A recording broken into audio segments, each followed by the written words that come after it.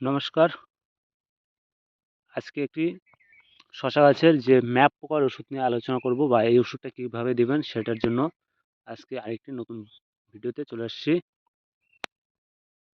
আর এটার আমার এখানে আছে 50 ml। এটা পুরোটা লাগবে না, এখানে আমার জমিটা কম আছে, মোটামুটি এই 16 ডিসের মতো জমি আছে, 15 ডিস জমি আছে, 15 ডিস জমি আছে, মোটামুটি আমার 16 লিটার জলে হয়ে যাবে এটা। আর বাকি যে 30 ml থাকবে এটা 50 ml এর কোটা, আপনাকে দেখে দিই, এই যে 50 ml এর কোটা। বাকি 50 ml যে আছে এটা পরবর্তীতে যখন যে কোনো সবজি চাষে ইউজ করব সেটাকে দেখিয়ে দেবো না ভিডিওতে। আর এটা হলো আমাদের শশা ক্ষেত। আর এটার মোটামুটি পার 15 লিটার জলে 20 ml করে দিবেন। আর এই যে এখন আমরা দিব এটাকে, এই যে প্যাকেটটা আমি খুলতেছি এখন, ভেতর থেকে যেরকম প্যাকেট বেরোবে এটা একটা কোটো বেরোবে,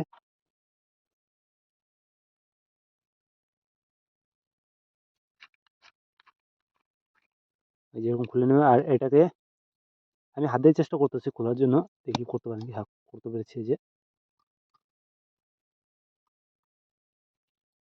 এই যে এখন দেখুন লেখা আছে যে 20 ml।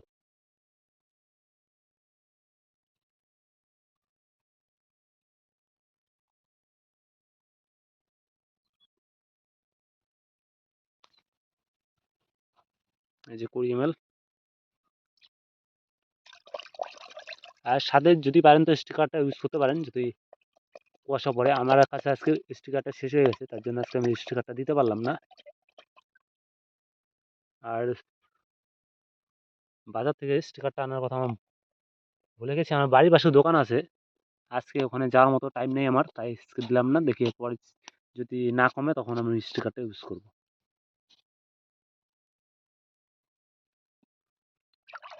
এটা এটা মোটামুটি বেলা 3টার দিকে ইউজ করবেন।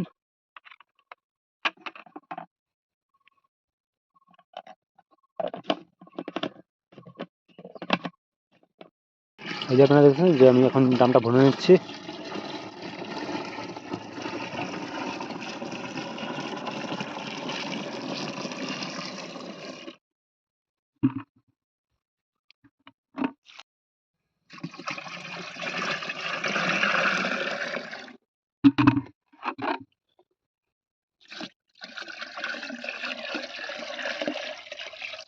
এই যে আমার দাম শেষ। এই যে এখন আমরা স্প্রে করতেছি শশা চাষের জমিতে এই বায়োকুলারটা। আর এটা ভালো করে নিচের পাতা, ম্যাপ পোকাটা সাধারণত নিচের পাতাগুলোর মধ্যে লাগে, নিচের পাতা উপরের পাতা সম্পূর্ণটা ভালো করে ভিজিয়ে দিবেন। এই যে এটার মধ্যে দেখতে পাচ্ছেন এই যে ছোটো ছোটো দেখা যাচ্ছে ম্যাপ পোকাগুলো, এর জন্য দিতেছি।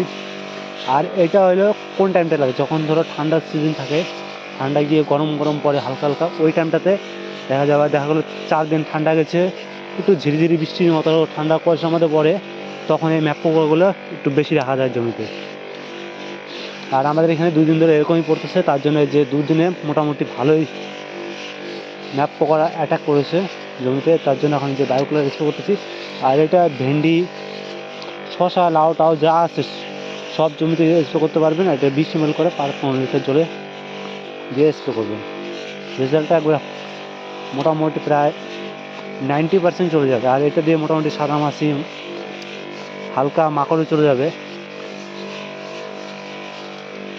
মোটামুটি ওষুধটা আর কি ভালো কাজ করে। আমি অন্য জমিতে দিচ্ছি, এই সিজনে শশা লাগাইনি, দিয়ে দেখি কীরকম কাজ করে।